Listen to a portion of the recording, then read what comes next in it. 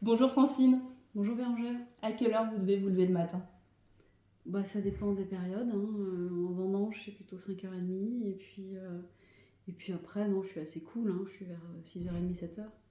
Alors justement, vous parlez des vendanges, Francine, on sort de 3 semaines du millésime, j'ai envie de dire 2025, qui a commencé plus tôt. Comment on se sent quand on vient de donner, j'ai envie de dire, le dernier coup de sécateur? Fatigué, vidé? Non, alors je me sens pas vidée, je me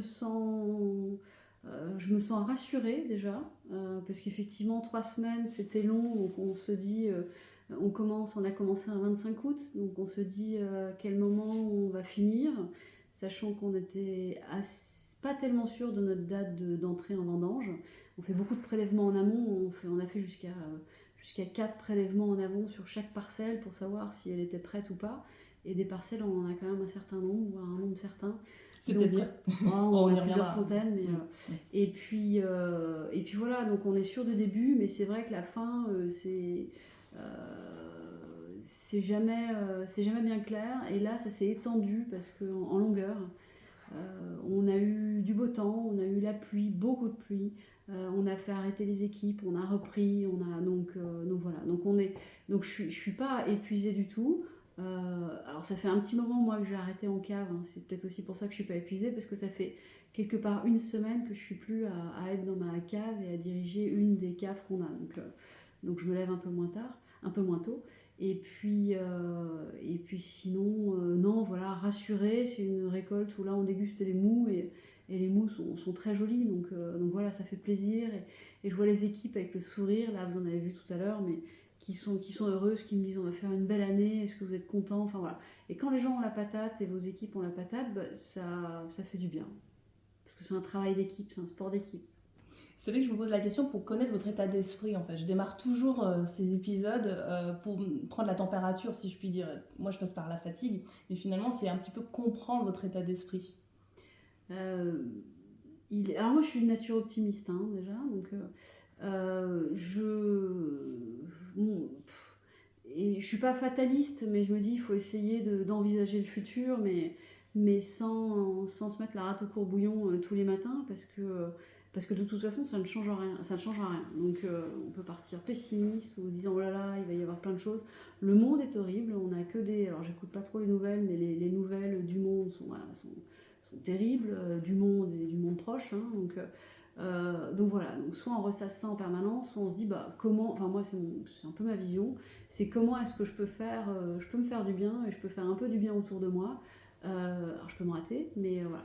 Donc à partir du moment où on a un peu cette démarche, disons que voilà, toutes les nouvelles sont prises, sont à prendre, et puis parfois il y a un peu des downs. Bon, ok, comment est-ce qu'on va remonter la pente, comment est-ce que ceci. Comment vous Mais remontez la pente? comment je remonte la pente, alors là peut-être que parfois je réfléchis un peu trop la nuit, mais je me fais des scénarios la nuit, et puis finalement le lendemain j'arrive en me disant mais tiens, j'ai telle option et je pense qu'elle est pas mal parce que je l'ai vécue à peu près 10 fois dans ma nuit. Et puis c'est en partageant avec les équipes, et c'est à nouveau, hein, on n'est pas soliste, euh, on est nombreux, et quand on discute entre nous, disons que ça rassure. Euh, on a fait un petit tour de vigne au préalable. Je vous dis voilà, on a eu tel souci dans telle vigne parce que un broyage du sol un peu trop violent. Donc sol compacté sur une petite parcelle, ok, et on se dit soit oh là là c'est terrible, on va jamais s'en sortir, ou alors comment est-ce qu'on peut faire pour décompacter cette petite parcelle qui a mal été envisagée à l'origine.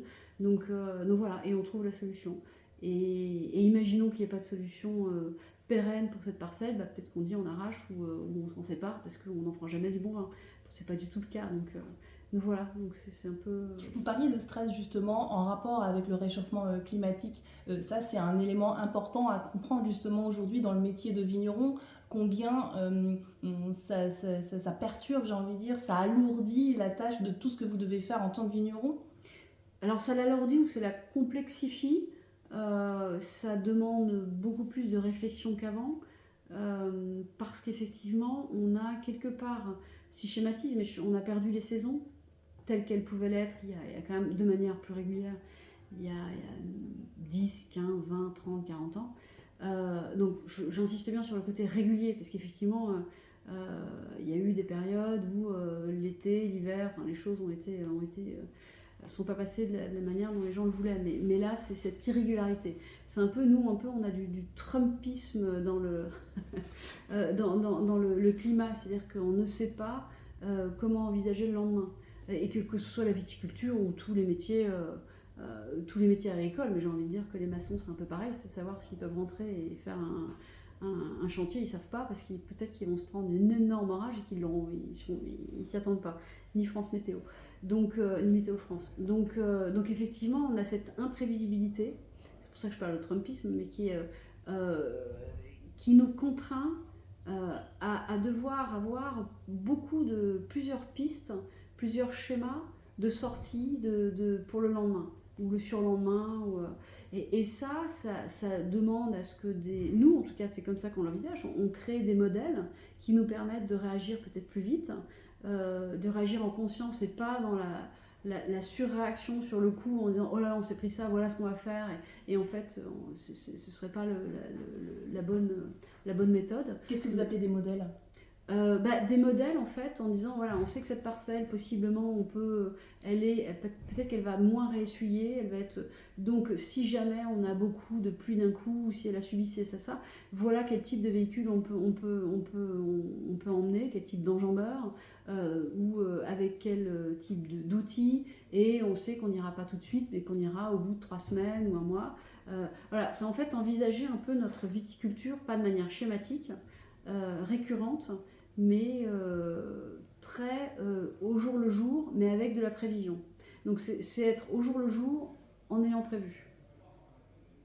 Donc ce qui n'est pas simple. Oui, parce que vous parlez de stress, là du coup c'est une bonne illustration pour Oui, alors tout dépend, le stress, tout dépend comment on aborde le sujet. Alors moi je travaille sur la viticulture en interne, le directeur c'est Ken Davis, donc effectivement c'est peut-être lui qui est le plus stressé, parce que moi je lui pose des questions, il doit avoir des réponses aussi.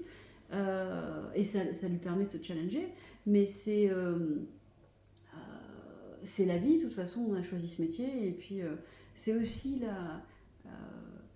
le bonheur de faire ce métier, et qu'on n'a pas un produit industriel où la recette ne change jamais. Et c'est aussi ce qui fait la beauté du produit, c'est-à-dire qu'on a des produits millésimés.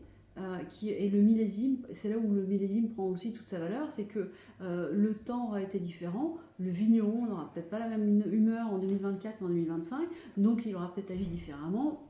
Bref, il y a plein de raisons qui font que, au final, votre vin sera différent du millésime précédent. Il ne sera pas moins bon ou meilleur, il sera différent. Et moi j'insiste sur cette différence en fait, parce que c'est ce qui fait notre richesse en fait. C'est bien cette différence entre les millésimes, et entre les vignerons évidemment, mais entre les millésimes. On voit pas l'écart finalement chaque année. Oui.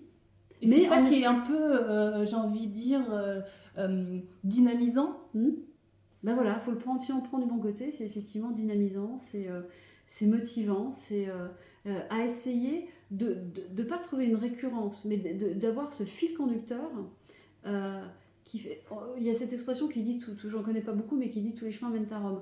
Ben voilà, nous, tous nos chemins, c'est ce que je dis aux équipes, doivent mener à des produits extrêmement qualitatifs. Et la deuxième demande que j'ai, c'est en ayant un travail dans la vigne, mais pas que, en cave et par ailleurs, qui soit le plus respectueux possible de notre environnement. C'est pas que l'environnement, c'est notre environnement. Donc ça passe par beaucoup de choses. Donc si ils ont ces deux contraintes en fait, ou ces contraintes ou ces motivations. Mais après, voilà, on peut bifurquer et puis revenir, mais parce qu'on a nos objectifs. Des objectifs qui doivent sous-tendre plein de raisonnements. Donc oui, ça peut stresser, mais après ça c'est une question de caractère aussi. On est stressé, on n'est pas stressé. Et on peut être complètement stressé par un autre sujet. C'est quand on est dans un métier, la vigne, donc effectivement on a les contraintes climatiques, donc on a une réduction du rendement en moyenne sur une moyenne décennale qui peut être très importante, hein, et on ne va pas vers des rendements supérieurs, on réduit chaque année parce qu'effectivement la vigne est plus contrainte, a un peu de dépérissement du vignoble qu'on n'arrive pas forcément à contrer comme il faut, donc les pieds meurent, donc ça veut dire un pied en moins, du raisin en moins. Mais ça c'est une première chose, et puis ensuite la deuxième c'est que la consommation évolue. Donc il y a quand même au niveau mondial et après au niveau français une réduction de la consommation. Donc on doit prendre ces deux paramètres, on doit avoir ces deux paramètres en jeu pour envisager notre futur. Alors notre futur, c'est pas notre futur à 5 ans, mais notre futur à 15 ans, à 20 ans. Nous, c'est une entreprise familiale. Comment est-ce qu'on envisage notre métier dans 15, 20, 30 ans J'ai pas la réponse, hein, mais en tout cas, c'est de se poser des questions. Il y a beaucoup, beaucoup d'étapes avant d'avoir le vin qui arrive, qui sort de la cuve et qui descend dans le fût, si on fait du fût, hein, c'est pas toutes les régions, et qui ensuite sera mis en bouteille 12 ou 18 mois plus tard. Et dans la foulée des vendanges, en fait, on a par exemple, sur les vins rouges, vous imaginez une cuve, quelle que soit la cuve, remplie de raisins, nous c'est du pinot noir, des raisins que nous on aura éraflés. Donc là, érafler, ça veut dire que si vous mangez une grappe de raisin, vous mangez que les raisins, vous ne mangez pas la tige verte. Donc nous, on a une machine, il y a des gens qui n'éraflent pas, mais nous, on érafle quasiment tout. Donc on a une machine qui enlève la rafle et qui ne garde que le raisin. On va avoir ces raisins, avec le jus qui en fait partie, qui va être dans une cuve, qui va être remplie aux 2/3. Elle va partir, cette cuve, alors nous, on la met en fermentation, en macération à froid. Donc la cuve est au froid. Donc elle ne peut pas partir en fermentation. Donc cette cuve est au froid. Vous imaginez que la partie solide, donc le raisin, remonte en haut de la cuve. Parce qu'en fait, il y a le jus en dessous. Donc le jus est en dessous et les raisins qui sont au-dessus. Mais les raisins, s'ils sont au-dessus, ils vont sécher. Parce qu'il n'y aura pas de jus. Donc ce qu'on fait, ce qu'on appelle, c'est on fait des remontages. Donc tous les jours et 2 fois par jour, on monte sur des échelles sécurisées. Et donc, on va récupérer du jus par en dessous avec un tuyau qui passe par une petite pompe. Alors après, chacun a sa méthode, hein, on fait comme ça. Et on va aller asperger par le dessus, en étant au-dessus de notre échelle, le jus, le raisin. Et c'est plutôt lourd. Oui, oh non, ça va. Oui, enfin, c'est pas léger, mais c'est pas... Non, ça va. Il faut surtout guider le tuyau. Et si vous avez un diamètre, une cuve avec un diamètre de 2 mètres, et ben voilà, vous guidez le tuyau, vous aspergez. Alors c'est autour de 20 minutes, vous faites ça sur une cuve. Ok, vous arrêtez, vous passez à la cuve suivante. Donc, suivant le nombre de cuves que vous avez... J'allais vous demander combien de cuves vous avez. Il y en a pas mal. Donc, ça c'est pour les rouges, mais c'est ce qu'ils font. Et même quand ça part en fermentation, c'est-à-dire que la fermentation, c'est que le sucre se transforme en alcool, donc la cuve se réchauffe, on continue à asperger et à faire nos remontages pour on dit casser le gâteau de raisin un peu solide, enfin c'est pas solide, mais qui sera compacté, quoi. Il faut imaginer des raisins... qui sont compactés, qui sont tout... Voilà. Donc on fait ça, et ça peut durer 15 jours ou 10-15 jours. Donc tous les jours et 2 fois par jour, on fait ce qu'on appelle ces remontages. Ça sur les vins rouges, par exemple. En plus des prises d'échantillons, il y a quelques travaux complémentaires qui peuvent être faits dans la cuve. Donc ça c'est important, c'est majeur, et ça leur prend à peu près tout leur temps. Mais finalement, j'ai l'impression de comprendre que c'est pas une tâche qui est harassante, c'est le fait comme ça d'être sollicité, d'avoir vraiment, de ne pas rater en fait, un petit peu comme en pâtisserie, chaque étape. C'est ça. Le diable se niche dans les détails, hein, même si il faut pas être comme dans une laiterie, hein, on est sur un produit vivant qui va fermenter, donc on n'est pas à risque. Hein. Mais oui, il faut faire attention, il faut les déguster, faut les déguster tous les jours pour voir comment sort le jus, ou le jus en fermentation, ou qu'il n'y ait pas de déviance, parce que il peut toujours y avoir une petite déviance ou un goût, donc ça il faut ajuster possiblement, ou ça veut dire que ça n'a pas été assez mouillé ou assez... voilà, donc c'est effectivement, il faut suivre son gâteau pendant la cuisson, il faut le regarder en permanence. Et ça sur l'ensemble des cuves. Et quand on est en fût, sur l'ensemble des fûts, alors visuellement on ne le voit pas, mais qu'on va aller déguster. Et faire des analyses possiblement. Alors pas tous les jours sur tous les fûts, mais il y a des analyses pour regarder la qualité du jus, son niveau, sa densité, pour pouvoir avoir possiblement des actions. Tout en sachant qu'à la suite de l'élevage, contrairement à ce que pas mal de gens pensent, les vignerons ne se reposent pas parce qu'on entre après dans la saison hivernale. Alors là, c'est à la suite de la vinification. on va rentrer une fois qu'on a fini de vinifier, on va dire que ce soit vin blanc ou vin rouge, c'est devenu du vin. Donc voilà. Donc là, à partir de tous les sucres ont été transformés en alcool, donc on a notre vin. Et ensuite, en Bourgogne, on a un principe où on élève les vins. Donc on a cette notion d'élevage, principalement en contenant bois ou amphore, ou parfois cuve, mais ou foudre, voilà, ça peut varier. Et ça pendant, alors, suivant les gens, suivant les vins, suivant les années, en moyenne entre 12 et 18 mois. Ça, c'est la notion d'élevage, et ensuite il y a la mise en bouteille. Donc l'élevage, on va dire, dure de mi-octobre, fin octobre à plus 1 ou plus 1,5. Donc là, il y a encore des actions, mais qui sont moindres, qui sont des actions de suivi, ça c'est sûr. Alors il y en a pas mal, mais moins intenses. On va dire moins intenses, et là on réduit en fait notre population de salariés. C'est-à-dire qu'on travaille beaucoup avec des saisonniers, nous on travaille beaucoup en cave avec des œnologues, des jeunes œnologues italiens, parce qu'on a beaucoup d'Italiens, mais qui viennent pendant 3 mois jusqu'à fin novembre, fin décembre, pour justement faire tous ces travaux de cave, qui sont assez intenses sur l'ensemble de notre domaine. Et puis ensuite, à partir de décembre, janvier, jusqu'à la vendange suivante, là on est plus cool avec notre équipe restreinte, où ils sont 4 cavistes. Mais il se passe quoi du coup dans le vignoble? Alors là, c'est l'équipe cave, donc voilà, mais ensuite on a l'équipe viti. Alors, viticole, donc eux ils sont dans la vigne, donc ils ont arrêté leur vendange, donc là en ce moment ils sont en train de nettoyer tout le matériel, les caisses, enfin, bref, tout ce qu'on a utilisé, donc pour que ce soit assaini. Et puis ils rentrent des camions, si on a loué des camions, des tracteurs, parce qu'on a besoin de plus de matériel pendant les vendanges qu'à l'année. Et ensuite ils vont commencer à aller faire des travaux de réparation dans le vignoble. Alors tout dépend en plus si vous êtes ouvrier viticole, donc plutôt piéton, ou si vous êtes tracteuriste, donc plutôt sur un enjambeur. Vous ne faites pas les mêmes travaux, ça c'est sûr. Mais donc quelque part, c'est commencer à aller réparer les piquets qui ont été abîmés pendant toute l'année, parce que l'enjambeur, quand il passe, il peut toucher des piquets, hein, on n'est pas des robots. Sachant que l'enjambeur permet de faire quelle tâche? Alors l'enjambeur permet d'enjamber le rang, c'est pour ça qu'on appelle ça un enjambeur, sur des vignes basses, qui sont à 130, on va dire que le haut de la vigne va arriver autour de 130-140 cm en haute saison, donc l'enjambeur passe au-dessus, enjambe la vigne. Donc on fait du labour, alors, différents types de labour, griffage, c'est des labours plus réduits. Ce qu'on appelle intercept, ça veut dire qu'on a des outils qui vont passer entre les ceps avec des palpeurs pour enlever l'herbe sous les pieds. Donc on a entre les pieds et sous les pieds. Va pouvoir là cette saison, enfin un petit peu plus tardif, mais aller avec une tarière. Donc on équipe quelques enjambeurs qui sont assez lourds avec des tarières pour aller enlever les pieds morts, parce que ce que je vous disais au préalable, mais effectivement on a des pieds morts. Donc on les enlève, on fait des trous et ensuite on pourra les replanter soit à l'automne, soit en début de printemps.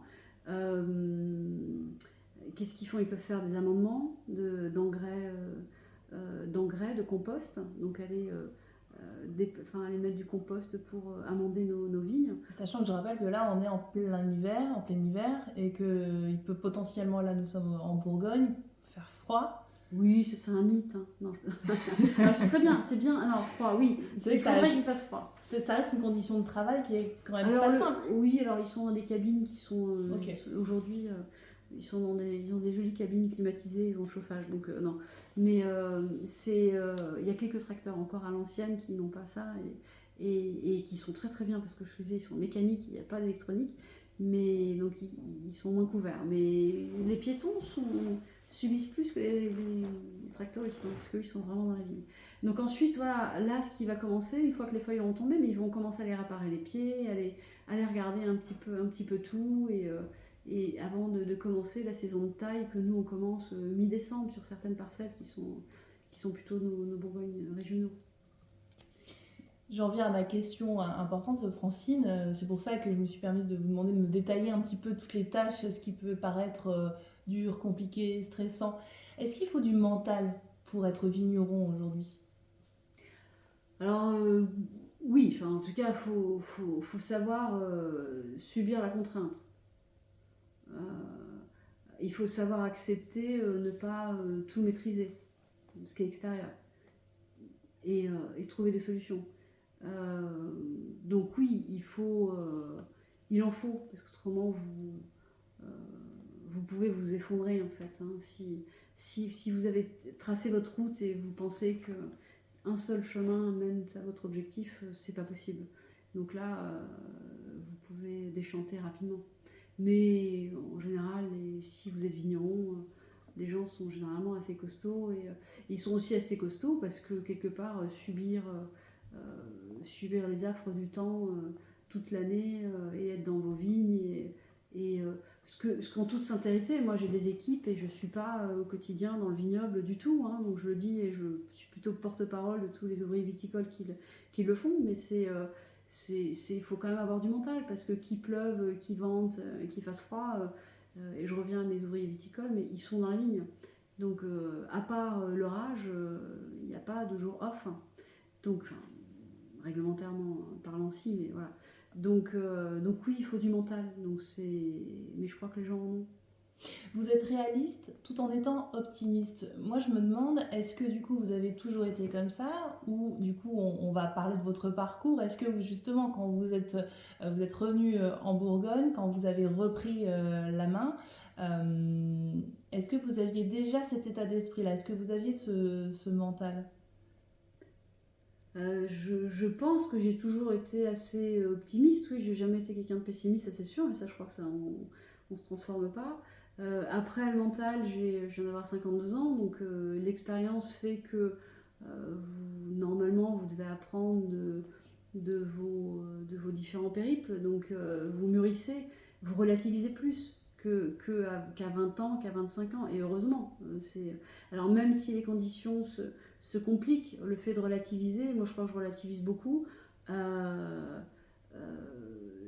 vous fait envisager le lendemain d'une jolie manière. Je pars un peu du principe que moi, dans ma condition, je redis bien dans ma condition, parce que si on prend le contexte mondial, c'est pas simple, mais si c'est pas mortel, qu'est-ce qui peut arriver, quoi. Enfin, oui, ce qui ne vous fait pas mourir vous fait avancer. Donc voilà, trouvons des solutions et puis voilà. Donc je sais pas si j'étais comme ça ou pas. Je peux poser la question d'une autre façon. Est-ce que vous auriez été la même vigneronne si vous n'étiez pas passé par l'étape Nike? Notamment, on va parler, de votre parcours. Est-ce que si vous n'aviez pas eu cette proximité avec le monde du sport dont on connaît justement les valeurs, on parlait d'objectifs, on parlait de dépassement de soi, est-ce que vous auriez été la même si vous aviez tout de suite pris la suite de votre papa ici? Ah, alors, c'était hors de question, et ça c'est je sais pas, alors, je peux pas répondre à la question, c'est est-ce que j'aurais été la même? Je ne sais pas, mais en tout cas, si on a bien une évidence chez nous, c'était que, alors déjà, moi j'avais aucune envie de venir habiter en Bourgogne et de travailler dans le monde du vin, donc j'étais plutôt au sport, j'étais plutôt plein d'autres choses, mais je voulais partir, je voulais parler anglais, donc moi c'était hors de question de revenir en Bourgogne. Et je disais à tous mes copains d'école, mais jamais j'habiterai en Bourgogne.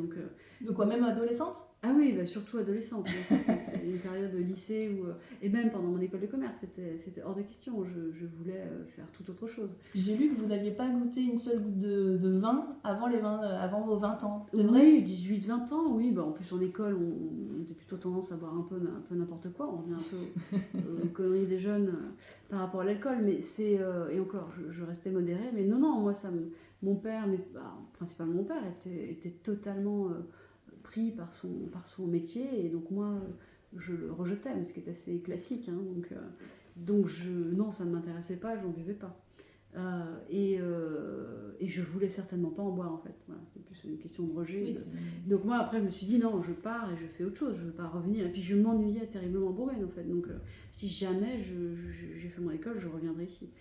Et puis, donc, effectivement, j'ai travaillé chez Nike, puisque quelqu'un m'a dit, mais tu fais beaucoup de sport, pourquoi tu postules pas chez Nike? Parce que tu as un peu le profil. Bon, j'ai été prise. À Nantes? Alors, ouais, j'habitais à Nantes et je faisais toute la région ouest. Ok. Qu'est-ce que vous faisiez d'ailleurs chez Nike? J'avais moins de 23 ans, hein, c'était mon premier métier. Donc je faisais au départ du merchandising. C'est leur façon Nike d'embaucher du monde quand ils sortent d'école. C'est merchandising, je gérais à l'époque 10 concept stores Nike. Je crois qu'ils n'existent plus. Hein. Et dans des magasins de sport, hein, qui étaient Intersport à l'époque. Ouais. Et là, je faisais les réagencements des concept stores en fait. Et je faisais aussi le commerce en fait pour faire en sorte qu'ils aient les bons produits. Donc c'était du commerce et du merchandising. Donc c'est vraiment, vous êtes la main dans le cambouis, hein, vous pliez des pulls, vous dites ok là. Alors ce que ça m'a appris, c'est un peu l'œil du point, le point focal en fait. Le point focal qui n'est pas forcément au centre, c'est-à-dire qu'on vous apprend que l'œil est attiré d'une certaine manière et il faut travailler autour de ce point qui n'est pas forcément, je le redis, central. Donc moi après, dans ma vision des choses, je sais que ça m'a bien marqué et que sur des étiquettes ou n'importe quoi, j'ai toujours un peu cette idée du comment est-ce qu'on attire l'œil. Et attention, l'œil il n'est pas attiré forcément parce qu'on est le plus gros au milieu, c'est peut-être pas ça, mais donc voilà ce que ça m'a en tout cas appris. Et le commerce et puis voilà, et puis travailler dans une équipe, dans une entreprise américaine où là il fallait je suis désolée si j'ai des clients Nike encore, mais moi j'ai compris que je ne rentrais pas dans le moule parce qu'il fallait se lever le matin, penser Nike, midi penser Nike et se coucher Nike et être très Nike. Voilà, c'est une corporate, comme on dit un très peu. corporate, embrigadement, et il y a des profils à qui ça convient énormément. Moi, j'ai pas ce profil-là, donc Faut pas être un peu corporate quand même quand on est vigneronne en Bourgogne, et j'ai envie de dire même vigneronne tout court. Hein. Non, je crois pas. Non. On n'a pas envie de finalement se défendre son terroir aussi, d'autant plus par rapport au contexte actuel dont on parlait tout à l'heure. Mais... Par rapport à une région, après là, on est vraiment dans le. C'est pas le même, oui. Et au contraire, moi, là, c'est oui, il fallait s'habiller Nike. Je sais que je suis arrivée avec des chaussures qui étaient toutes pourries. Je faisais 3 heures de sport par jour, mais j'avais absolument pas de chaussures à marque ni d'habits à marque. On m'a dit tu vas te changer tout de suite et on m'a envoyé dans la boutique. Hein. Donc voilà, là, des gens, moi au contraire, j'incite des équipes à déguster, à avoir une vision sur le monde du vin pour apprendre, pour connaître, pour enrichir leurs connaissances. Et pas à dire que les vins de Bourgogne sont les meilleurs du monde, etc. Ce en quoi je ne crois pas. Je pense qu'ils sont très bons, qu'ils sont excellents, et qu'il y en a qui sont mauvais, et qu'il y en a qui sont excellents, comme dans plein d'autres régions. Après, il y a des régions en devenir, mais chacun a sa particularité, a ses atouts. Et puis, tout le monde n'aime pas les mêmes vins en plus. Donc, on revient à la notion de plaisir, et on revient à ce qu'on peut apprécier ou pas. Quoi. Et donc non, ça m'a pas convenu le corporate. Moi, j'étais incapable de saluer Nike, et donc je passais un peu pour une rebelle, peut-être encore aujourd'hui, mais ça m'a appris ça. Donc ça m'a fait découvrir une partie de ma personnalité. Enfin, en tout cas, ça m'a mise en évidence.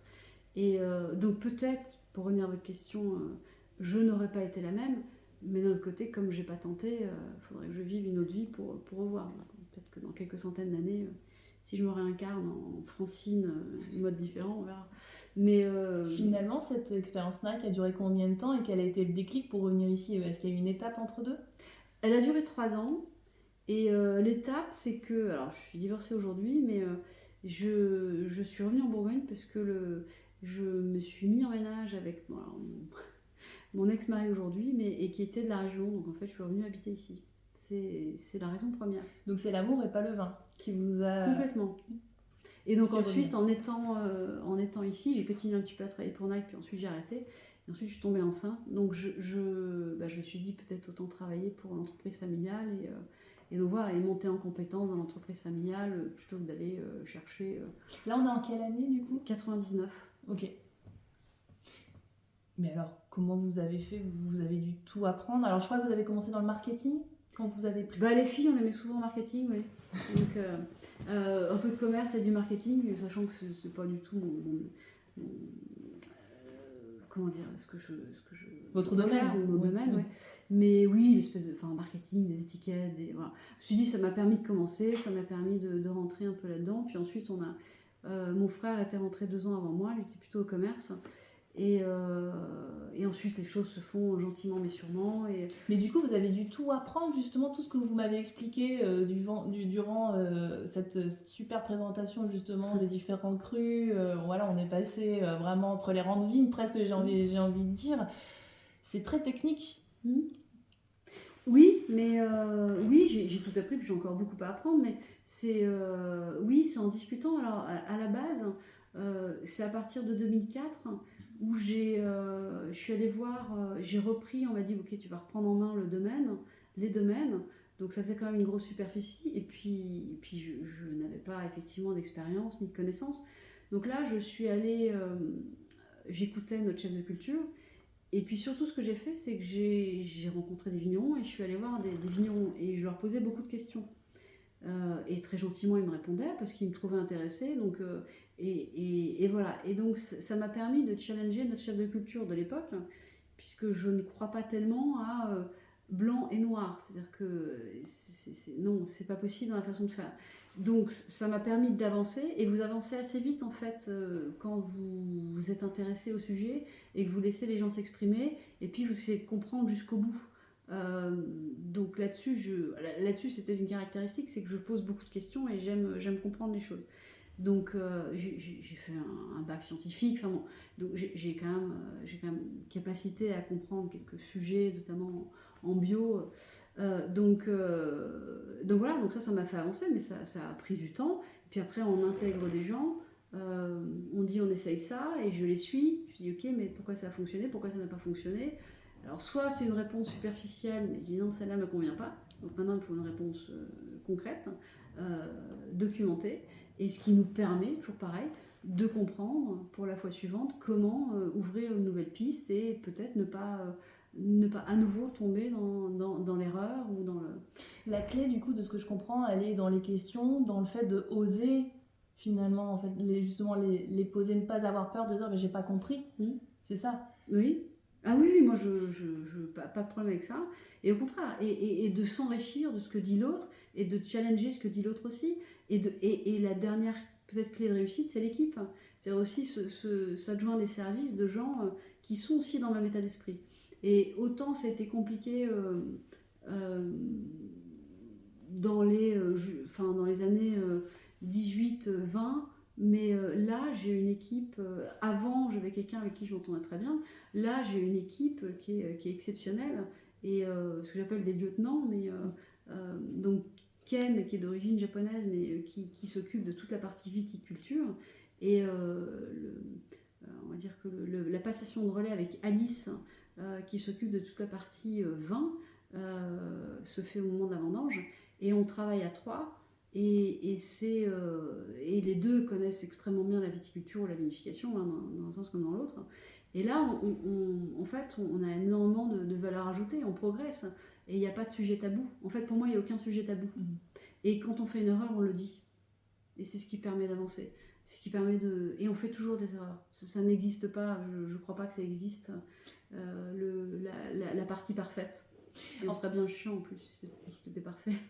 Je rebondis en fait sur cette idée de question, parce que là vous me dites, voilà, je suis revenue en 99, 2004, où vous avez vraiment repris la main, si je puis dire. À cette époque-là, c'est encore dur d'être une femme dans le vin, sauf si je me trompe.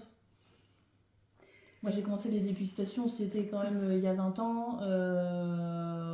Oui, on vous donne quand même des petits noms quand vous tendez votre verre. Donc j'imagine, vous, quand vous posez des questions à des vignerons, j'en viens à ma question, est-ce que ça a été dur? Est-ce que vous pensez justement qu'à l'époque en tout cas et aujourd'hui, c'est plus dur d'être une femme quand on est dans le vin, quand on travaille dans le vin? Je vais être sincère, je n'ai pas ressenti de difficulté dans le monde du vin en tant que femme.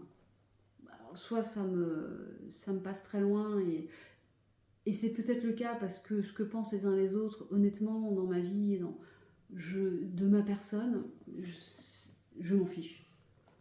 Moi, à partir du moment où je fais pas du mal à quelqu'un, qu'il ait des idées parce que pour telle ou telle raison, etc., les commérages, ça me passe très loin. Honnêtement, ça m'a jamais trop touchée.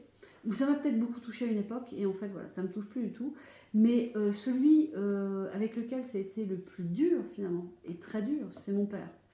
Et donc là, est-ce qu'on est dans la... Parce que la passation de relais entre mon père et moi a été compliquée. Alors, est-ce que c'est parce que c'est un homme, je suis une femme? Peut-être, peut-être pas.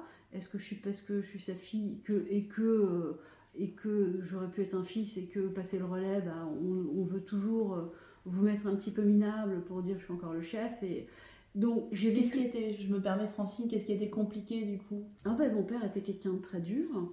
Je crois que mon frère l'a vécu sur d'autres sujets, mais était quelqu'un de très dur. Et quand vous êtes en réunion avec une tierce personne et qui était sous ma responsabilité, et que là mon père me dit, mais en fait tu te tais, tu n'y connais rien.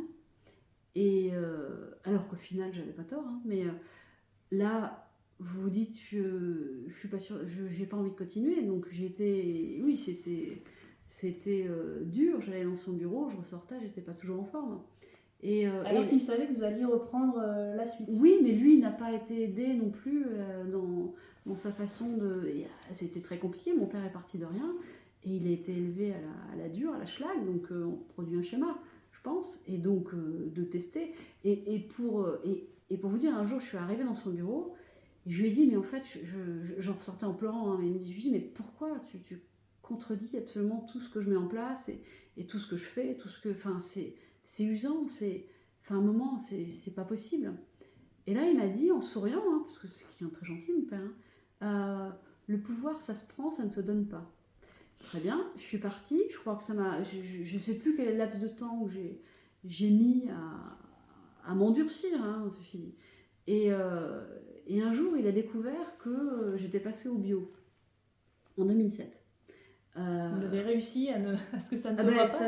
Oui, parce que parce que j'étais allée voir les gens avec qui je travaillais, les collaborateurs, en disant écoutez, il passera derrière vous, il vous dira ceci, cela, mais vous dites oui, mais en gros, vous m'écoutez. Bon, et les gens m'ont suivi. Et donc ça pouvait être considéré comme un jeu entre mon père et moi. Et donc il me convoque dans son bureau, il me dit dis donc, je savais pas. Et là je lui réponds écoute, je crois que le pouvoir, je l'ai pris. Il s'est amusé, il a souri, et voilà. Donc c'est aussi ces relations, donc voilà, c'est plus la relation avec mon père qui était le poste, il fallait le prendre, il fallait s'imposer, et puis voilà que les gens autour du monde du vin, je l'ai pas ressenti, mais je sais que ça existe, hein, et je fais partie de Femmes et Vins de Bourgogne, beaucoup en parlent sur cette difficulté, mais moi j'en parlerai pas à titre personnel parce que je la ressens pas. Par contre, du coup, ça me fait penser, notre sujet phare, c'est le mental. Est-ce que du coup, on le reçoit en héritage? Parce que quand vous me dites, voilà, il faut prendre le pouvoir, votre papa est parti de rien, il faudrait d'ailleurs qu'on pose les choses, qu'on en parle. Est-ce que vous l'avez finalement un peu reçu en héritage, Francine? Alors souvent, les gens disent que je ressemble un peu à mon père, donc dans le caractère. Donc peut-être que... j'ai pas du tout eu la même adolescence, et une adolescence heureuse, mais peut-être c'est un peu cette dureté ou cette... oui, s'il y a une certitude, c'est que ça m'a endurci. Ça, c'est sûr. Je n'ai pas d'empathie, mais je suis plus dure que ce que j'étais à 20 ans. Alors, c'est pareil avec l'expérience, mais après, je suis assez joueuse. Lui était assez joueur, donc ça a un caractère aussi. C'est-à-dire que c'est bien d'avoir les deux et de considérer qu'on travaille, mais qu'on doit aussi travailler un peu dans la bonne humeur et sans se prendre trop au sérieux. Mm-hmm. Voilà. Moi, ça doit rester toujours pareil. Le travail, c'est un plaisir. J'ai cette chance-là, donc que ça reste un plaisir et de savoir rester les pieds au sol. Hein. Et vous avez d'ailleurs intitulé votre maison Francine Picard. J'imagine qu'avant votre arrivée, c'était comment du coup? C'était la maison Picard? Alors, ça s'appelle pas Francine Picard, c'est les vins Picard. Non, d'accord. J'ai pas donné mon prénom. J'ai cru, parce que c'est que juste devant... je me suis trompée, vous voyez. Mais voilà, je couperai. Non. J'ai rêvé du coup, mais c'est vrai qu'on imagine ça, Francine Picard, c'est vrai que... Non, de la famille Picard. Oui, famille Picard, non mais... FP. Non, parce que ça aurait pu être intéressant de se dire, tiens, j'ai changé de nom, j'ai vraiment pris le pouvoir en mettant mon nom, voilà. Non mais... ça m'a fait perdre le fil du coup. J'étais tellement sûre de moi parce parce qu'on parlait, oui, voilà, ah oui, alors ce serait peut-être bien de resituer les choses par rapport au parcours de votre papa. Il me semble que votre grand-père, c'est ça, dans les années 50, ça remonte aux années 50. C'est ça, ça remonte aux années 50 où mon grand-père Louis-Félix avait une petite cahute, une petite maison de vin, mais toute petite dans Chagny. Donc Chagny est plus connu encore aujourd'hui hein, pour son 3 étoiles la Meloise que pour ses vins, parce qu'il n'y en a pas. Était bouilleur de cru et puis il faisait aussi ses petits fûts. Voilà. Et il vendait localement, il avait cette toute petite activité, on imagine ça dans les années 50 après-guerre. Mon père est né en 42 et en fait mon grand-père l'a mis tout de suite au turbin, très rapidement. Donc, alors ce que ça a transmis à mon père, c'est qu'il a appris un petit peu tous les métiers de cette matière-là, mais à la dure. Et c'est quoi à la dure? Oh bah c'est qu'il partait, mes grands-parents partaient en vacances, mon père partait pas, c'est qu'il le faisait travailler en permanence et puis pour le coup à 14 ans il lui a dit tu sors de l'école et tu viens travailler je ne souhaite pas que tu fasses plus d'études.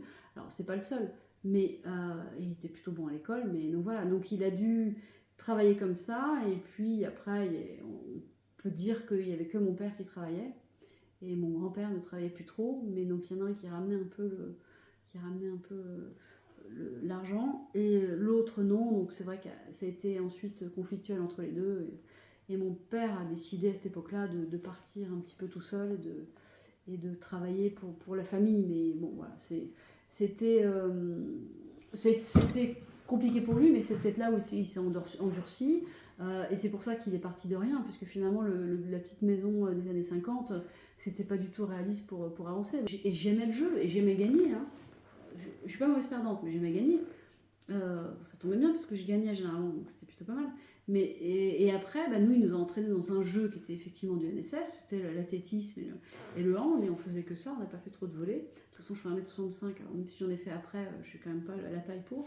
Et puis après, au lycée, j'ai fait d'autres activités, et puis j'ai enchaîné sur d'autres choses un peu quand j'étais plus âgée. J'ai essayé de revenir au hand, à Beaune, qui était une très bonne équipe, parce que moi j'avais déjà 2 enfants, mais une super entraîneuse, je crois qu'elle jouait en National 2, donc c'était un super niveau, mais donc elle m'acceptait, c'était super gentil, mais moi j'arrivais après le travail, j'arrivais pas à arriver à l'heure et tout. Non, j'étais pas fatiguée, mais surtout j'étais jamais à l'heure.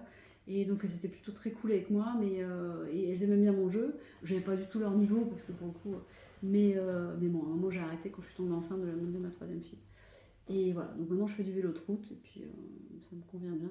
Je me permettrai de vous faire répéter du coup pour la dernière question sur le vélo de route.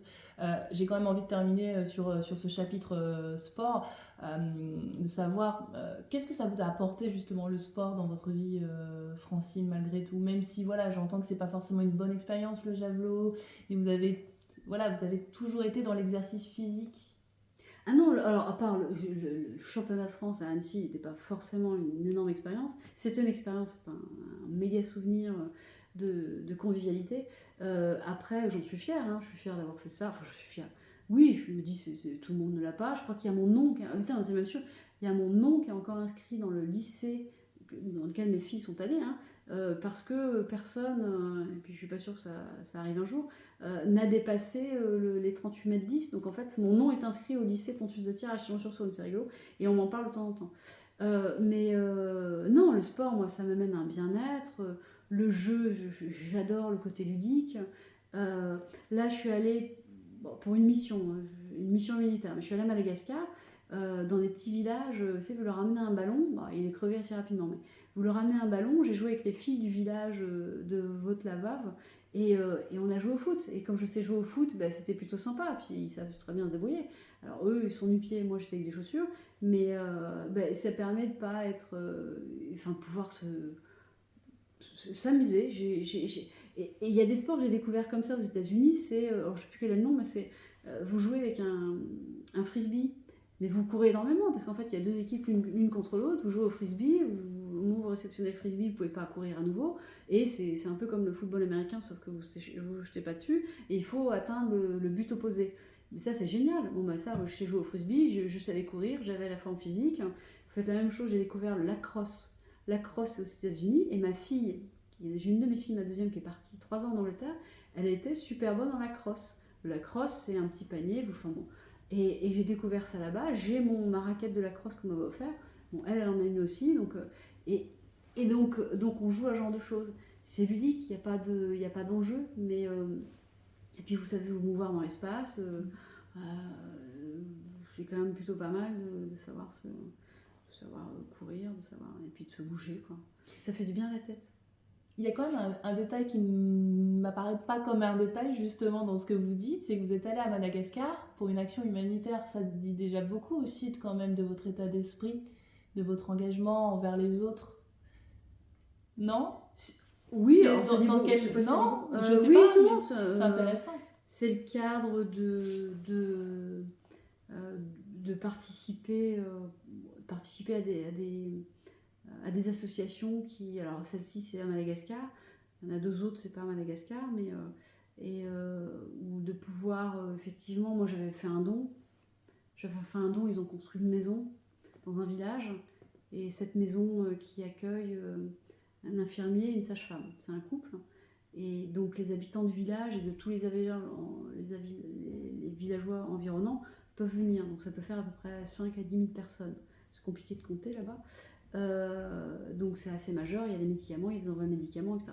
Et donc ils ont appelé cette maison super gentiment, enfin j'étais pas d'accord, mais bon, ils l'ont appelée la maison de Francine. Et donc ça peut paraître assez facile d'envoyer de l'argent en fait. Et on s'est dit, avec ma compagne, c'est de dire, allons-y aussi physiquement et donnons-leur, qu'on leur donne aussi du temps. Alors moi je suis pas médecin, hein, mais par contre c'était plus sur la... je fais pas de médecine, c'est plus sur la gestion des flux, l'organisation et de pouvoir aider. Et ils étaient ravis de pouvoir mettre un visage sur un nom. Et la petite anecdote, c'est qu'il y a la sage-femme qui m'a envoyé un message la semaine dernière, elle s'appelle Missa, et une photo d'un bébé. Elle est sage-femme, donc c'est assez logique qu'elle mette au monde des gens. Mais je trouvais ça plutôt sympa qu'elle m'envoie la photo. Et en fait, elle m'a donné son nom. Son nom, c'est Francky. C'est un petit garçon, ils l'ont pas appelé Francine, parce qu'ils auraient été capables.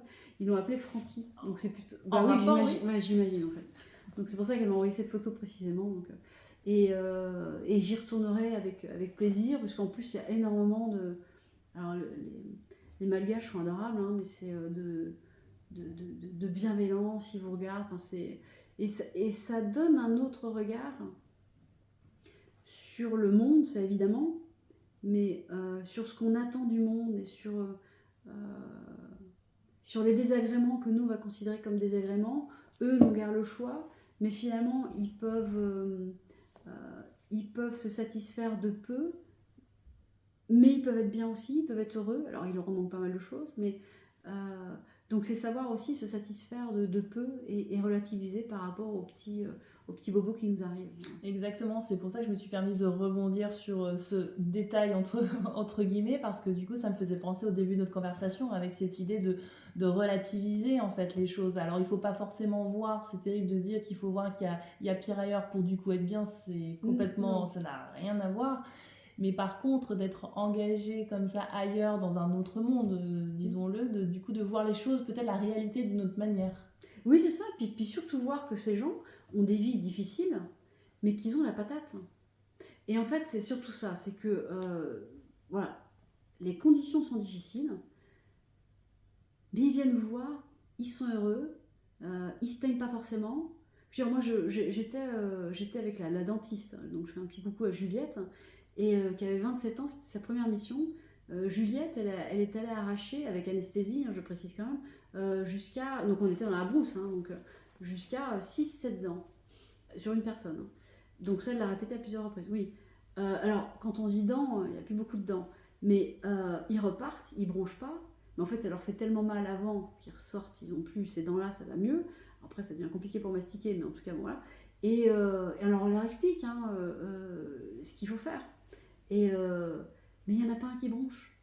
Il n'y a pas un bruit, il n'y a rien. Et ils sourient, et ils reviennent le lendemain, on les voit, parce que parfois on est retourné 2 fois dans le même village, et ils sourient, mais il y a même plus, ils sont retournés au champ, quasiment le même jour, parce qu'ils n'ont pas le choix. Mais, et là, vous dites, ben voilà, ils ont plaisir à nous voir, ils sont heureux, ils discutent entre eux, ils ont la banane. Et malgré tout, en fait, malgré tout. Et c'est ça, moi, que j'ai pris, en fait. C'est pas me dire, oui, mais ne te plains pas parce que regarde, enfin, considère qu'il y a pire ailleurs, etc. Oui, de toute façon, c'est évident. Et puis, et c'était un vrai plaisir, une vraie joie, en fait, de voir des gens qui ne se plaignent pas en permanence. Et quelle que soit la condition, c'est vrai qu'on a quand même une tendance fâcheuse à beaucoup se plaindre. Même les gens qui ont les moyens se plaignent, même ceux qui n'ont pas les moyens se plaignent, même ceux qui ont un peu les moyens mais considèrent qu'ils n'ont jamais assez, considèrent qu'il y a toujours mieux, il y a toujours plus, il y a toujours... Mais est-ce que c'est ça qui fait le bonheur? Je sais pas. Donc je crois pas. Donc voilà, et j'y retournerai avec plaisir si je peux être utile, parce que faut pas que ce soit du voyeurisme, il faut pas que ce soit, voilà, il y a vraiment moi, joindre l'utile. Tout a commencé du coup avec un don que vous avez fait, mais quelle a été l'initiative, quelle a été la démarche, pourquoi vous avez fait ce don à cette association-là d'ailleurs qu'on n'a pas cité, ça peut être peut-être bien de... Ça s'appelle Madatani. C'est pas la première association pour laquelle je fais un don, alors celle-là c'était la plus importante, mais c'est que c'était mon beau-père en fait, qui est médecin militaire et médecin généraliste, qui est à la retraite maintenant, mais participe à des associations. Et en fait, moi mes 3 filles, je leur ai dit qu'on avait beaucoup de chance et qu'il fallait qu'on mette tous les ans, enfin je souhaitais qu'on mette tous les ans, qu'on s'inscrive dans plusieurs associations pour pouvoir faire profiter d'autres un peu ce qu'on touchait ou la chance qu'on avait, de pouvoir contribuer. Et donc on avait réfléchi à différentes associations et là je les ai mêlées aussi à ça, parce que finalement c'est de l'argent que je leur donne pas, donc voilà, c'est aussi leur faire vivre à distance, et peut-être qu'un jour elles diront. Alors, et vous leur dites aussi pourquoi, c'est pour ça. Je parle de mental, d'héritage, etc., de savoir où va l'argent aussi, et donc du coup finalement de les éduquer au bon endroit, de la bonne utilité de telle ou telle somme. C'est ça, là c'est une association, ce qui m'a intéressé c'est que c'est une petite association et en fait il n'y a absolument pas de... Nous on a payé notre voyage, on y va, on paye tout, on paye l'avion, on paye l'hôtel sur place, l'association ne prend rien en charge. Donc c'est une dépense en plus de donner, il y a le don et puis il y a le fait de dire on paye notre voyage. Donc ça effectivement c'est une petite association qui n'a pas de frais de fonctionnement, quasiment pas. Donc ça c'est ce qui m'intéressait par rapport à des grosses structures. Alors j'ai donné à MSF, je vais me dire à MSF il y a éventuellement des frais de structure, mais c'était pour un sujet précis. Mais c'est de continuer mais comme on peut donner, on peut payer un sandwich à des gens qu'on voit dans la rue et pour qu'ils mangent. Est-ce que c'est plus, c'est moins, je pense que c'est la même chose. C'est de regarder un peu autour de soi et puis ça, non pas que ça fasse du bien, parce que je suis un peu atterrée quand on va en ville à Paris et j'y vais assez régulièrement et qu'on voit, j'ai pas l'impression qu'il y avait autant de monde dans la rue il y a 20 ans.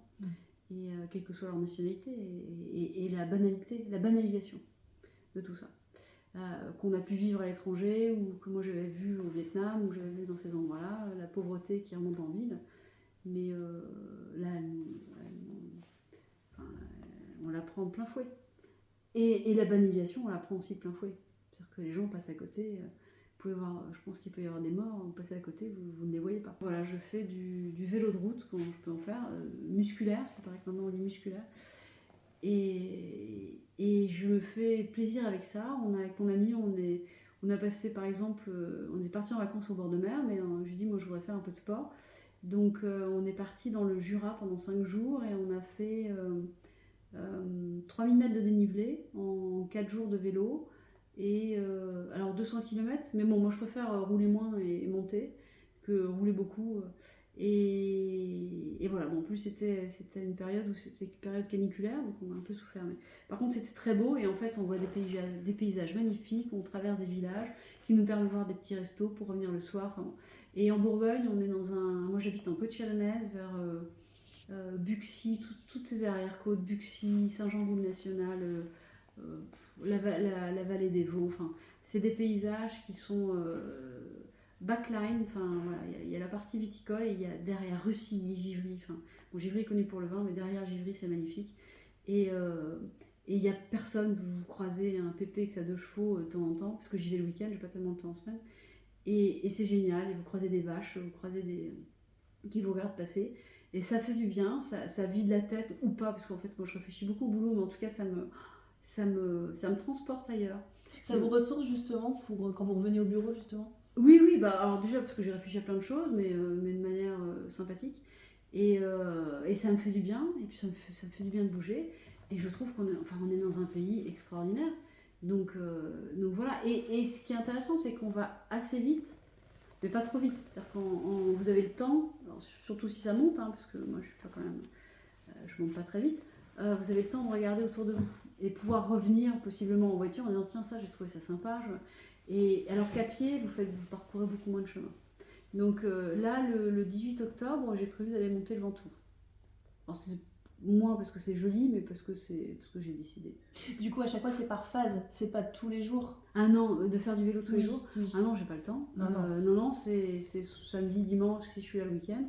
Et puis s'il fait un temps correct hein, quand même. Et si j'ai pas d'autre chose, donc non, j'essaie d'en faire régulièrement, mais au moins une fois par semaine, voilà. Mais entre 50 et 60 km une fois par semaine. Mais ça, en montant, je précise, ouais, c'est important. Et pour boucler la boucle, Francine, s'il fallait représenter le mental que demande le métier de vigneron avec un sport, vous voyez? Les chefs, des fois, me parlent de la boxe. Certains me disent aussi, ils me parlent de marathon, parce qu'en fait, ça monte, ça descend en termes d'effort. Bah, je réfléchis. Ça peut être le vélo. Oui, bah, je fais du vélo, mais c'est vrai que ça peut être engageant comme le vélo. Si moi, je reconnais pas les parcours avant, donc je sais pas où je vais quelque part. Alors pour le coup, je sais où je veux arriver, c'est chez moi. Donc je pars d'un point, je reviens chez moi. Mais j'ai pas tracé mon chemin avant. Donc je peux rencontrer des montées, des descentes, du plat, enfin non, plutôt des montées. Et si je suis pas en forme, bah tant pis en fait, parce que je fais une boucle. Donc je vais quand même au bout et je me pose pas tellement de questions et j'avance. Et la montée, ce serait les vendanges du coup? La montée, ça peut être. Alors les vendanges, pas tant que ça peut être les aléas climatiques. Surtout les périodes de gel, enfin voilà, tout ce qui nous tombe un peu trop d'eau, ou la canicule, tout ce qui nous tombe sur la tête en permanence, donc on ne sait pas. Ce que je disais, on a du mal à prévoir de quoi va être fait le lendemain. Mais du coup, c'est plutôt des cols, j'ai l'impression, c'est oui, pas en c'est tout des cas... cols, des cols avec derrière, vous ne savez pas totalement où est le col en fait. Vous dites, tiens, le col, il est où? Je l'ai vécu dans le Jura, ça, comme je n'avais pas regardé, je me dis, mais à quel moment ça s'arrête? Donc, et voilà, puis après on est redescendu, donc je me suis dit, bon, ça s'est arrêté un moment, mais c'était très bien parce qu'il faisait 40 degrés, et là je commençais vraiment à en avoir plein le dos, quoi. Mais comme je savais pas où j'allais, je me dis, bon, je continue. Merci beaucoup Francine, en tout cas merci pour votre accueil surtout, votre sincérité, votre transparence que ce soit sur votre parcours, que sur votre vision des choses et votre état d'esprit qui fait du bien par les temps qui courent. Merci beaucoup, merci pour l'échange, c'est fort sympathique.